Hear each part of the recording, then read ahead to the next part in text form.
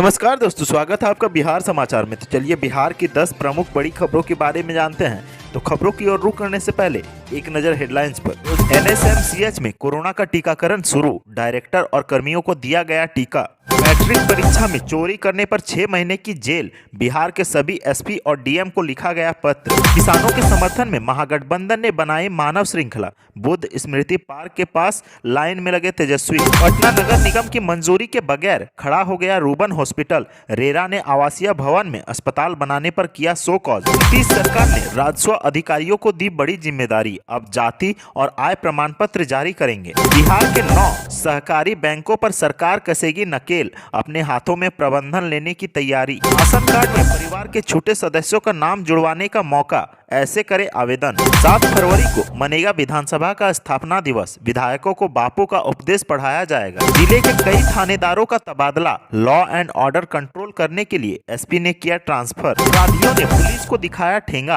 आंख के सामने थाना के पास 4 लाख रुपए लूटकर फरार। अब खबरें विस्तार से।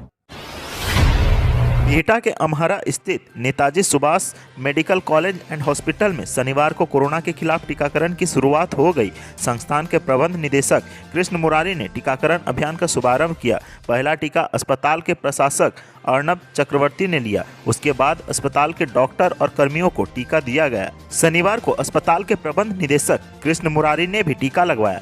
एनएसएमसीएच के प्राचार्य डॉक्टर अरविंद प्रसाद ने बताया कि अस्पताल और कॉलेज के कर्मियों को कोविशील्ड का टीका दिया जा रहा है।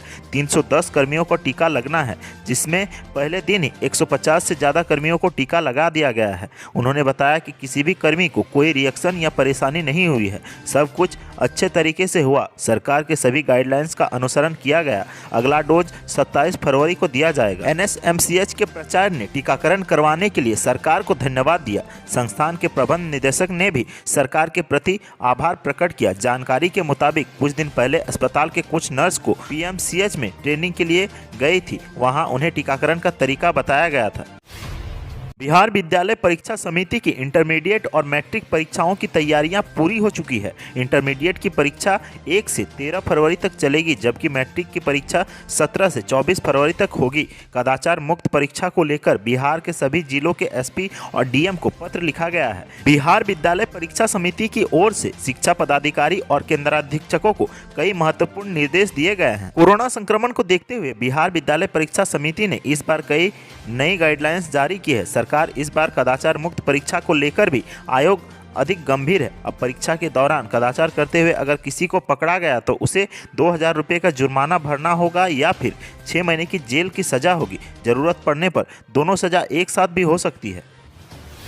शनिवार को नए कृषि कानूनों के खिलाफ किसानों ने आंदोलन को समर्थन देने के लिए पूरे बिहार भर में मानव श्रृंखला बनाई। इस दौरान नेता प्रतिपक्ष तेजस्वी यादव खुद बुद्ध स्मृति पार्क के पास मानव श्रृंखला में खड़े नजर आए। मानव श्रृंखला के दौरान हजारों की संख्या में लोगों ने सड़क किनारे खड़े होकर मानव श्रृंखला बनाई। इस दौरान कांग्रेस नेता अजित शर्मा, राजद के प्रदेश अध्यक्ष जगदानंद सिंह, राजद नेता श्याम रजक ने भी तेजस्वी यादव के साथ बुद्ध स्मृति पार्क के पास मानव श्रृंखला बनाई। मानव श्रृंखला के दौरान बड़ी संख्या में वाम दल के कार्यकर्ताओं ने भी भाग लिया। लाल झंडा हाथों में लिए पटना के डाक बंगला चौराहा पर बड़ी संख्या में वाम दल के कार्यकर्ता खड़े दिखे। कोरोना गाइडलाइन को देखते हुए लोगों को बिना हाथ पकड़े 2 गज की दूरी पर खड़े रहने की सलाह दी गई। मानव श्रृंखला में महागठबंधन शामिल सभी पार्टियों ने हिस्सा लिया।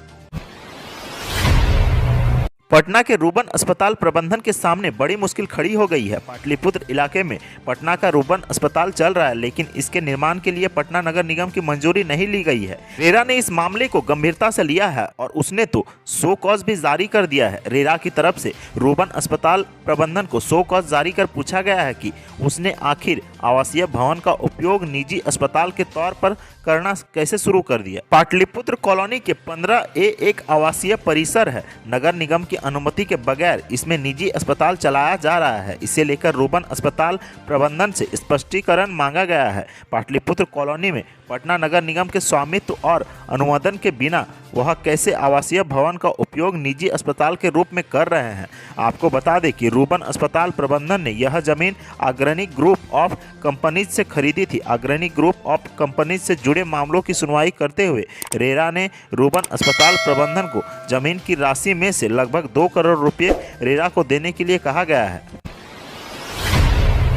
लोगों के लिए जाति, आय और आवास समेत अन्य प्रमाण पत्र जारी करने के मामले में राज्य सरकार ने एक बड़ा फैसला किया है। राज्य सरकार ने अब तय किया है कि राजस्व अधिकारी ऐसे प्रमाण पत्र जारी करेंगे। उनकी तरफ से जारी किए गए प्रमाण पत्र पूरी तरह से मान्य होंगे। सामान्य प्रशासन विभाग ने इस संबंध में आदेश जारी किया है। अब तक जाति, आय और आवास समेत अन्य तरह के प्रमाण पत्र अंचलाधिकारी के द्वारा ही जारी किए जाते थे, लेकिन अब इस व्यवस्था में बड़ा बदलाव किया जा रहा है। बिहार के रहने वाले मूल निवासी जैसे अनुसूचित जाति, अनुसूचित जनजाति, पिछड़ा वर्ग, अत्यंत पिछड़ा वर्ग समेत अन्य पिछड़ा वर्ग के साथ साथ आर्थिक रूप से कमजोर वर्ग के अभ्यर्थियों को नौकरी समेत अन्य जगहों पर आवेदन करते वक्त कई तरह के प्रमाण पत्रों की आवश्यकता होती थी। इसमें जाति, आय, आवास, क्रीमी लेयर समेत आर्थिक रूप से कमजोर वर्ग का प्रमाण पत्र जारी किया जाता था। इन प्रमाण पत्रों को जारी करने के लिए पहले अंचलाधिकारी के समक्ष प्राधिकार बनाया जाता था, लेकिन अब इसमें बड़ा बदलाव किया गया है। अब नई व्यवस्था के तहत राजस्व अधिकारी को इसकी जिम्मेदारी दी गई है। राज्य सरकार ने सूबे के 9 सहकारी बैंकों पर नकेल कसने की तैयारी शुरू कर दी है। राज्य के 9 सहकारी बैंकों पर सुपरसीड की तलवार लटकने लगी है। भारतीय रिजर्व बैंक ने इन सभी बैंकों को वित्तीय स्थिति और कार्यशैली की समीक्षा कर सहकारिता विभाग से रिपोर्ट मांगी है। अब विभाग इन बैंकों की स्थिति की समीक्षा करने में जुट गया है। अगर इन सहकारी बैंकों की स्थिति में सुधार नहीं हुआ तो इनको सुपरसीड किया जा सकता है। इसका मतलब यह हुआ कि इन 9 सहकारी बैंकों का प्रबंधन सरकार अपने हाथ में ले सकती है। सहकारिता विभाग के सचिव वंदना प्रेयसी ने बैंकों की स्थिति की समीक्षा करने का निर्देश दिया है। राज्य सरकार 9 केंद्र जिला सहकारी बैंकों की रिपोर्ट पहले रिजर्व बैंक को भेज उन्हें सुपरसीड करने की अनुशंसा कर चुकी है। जिन बैंकों की स्थिति खराब है उनमें पटना, कटिहार, पूर्णिया, मुंगेर, मधुबनी, औरंगाबाद, सासाराम, पूर्वी चंपारण के साथ साथ गया जिला सहकारी बैंक शामिल है। यह बैंक नाबार्ड और बोर्ड के निर्देश के अनुसार काम नहीं कर रहे हैं, लिहाजा इनका कैपिटल एसेट रिस्क रेशियो के 9 से नीचे चला गया है। राशन कार्ड में अगर आपके भी किसी परिवार का नाम छूट गया है तो आपके पास उनका नाम जुड़वाने का एक मौका है, लेकिन इसके लिए आपको सावधानी से आवेदन करना पड़ेगा। जन वितरण प्रणाली के राशन कार्ड में घर के छोटे सदस्यों का नाम जुड़वाने के लिए प्रपत्र ख को सावधानी से भरना होगा और उसे अपने क्षेत्र के ब्लॉक कार्यालय के RT-PCR काउंटर पर जमा करना होगा। इसके बाद जाँच के आधार पर नया नाम जोड़कर बढ़ी हुई यूनिट वाला नया राशन कार्ड आपको दोबारा जारी कर दिया जाएगा।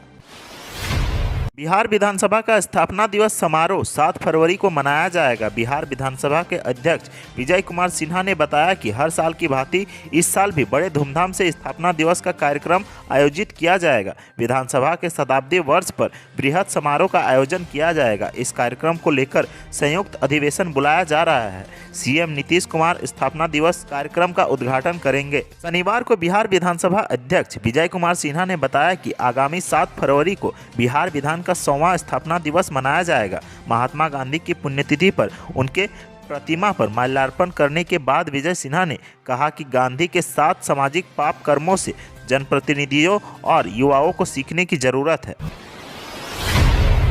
बिहार में इन दिनों अपराधियों ने पुलिस की नाक में दम कर रखा है। बढ़ते अपराध पर नकेल कसने के लिए पुलिस अधीक्षक ने कई थानेदारों का तबादला कर दिया है। बड़े पैमाने पर पुलिस अधिकारियों का फेरबदल किया गया है। आधा दर्जन से अधिक थानाध्यक्षों को दूसरे थाने में भेजा गया है। सिवान के पुलिस अधीक्षक अभिनव कुमार ने जिले के कई थानेदारों का तबादला कर दिया है। लॉ एंड ऑर्डर की स्थिति को कंट्रोल करने के लिए जिले के एसपी ने यह बड़ा कदम उठाया है। दरअसल बिहार में इन दिनों आपराधिक घटनाएं काफी तेजी से बढ़ी हैं, जिसके कारण एहतियातन आईपीएस अभिनव कुमार ने यह रुख अख्तियार किया है और उन्हें जिले के विभिन्न थानाध्यक्षों को दूसरे थाने में तबादला कर दिया है।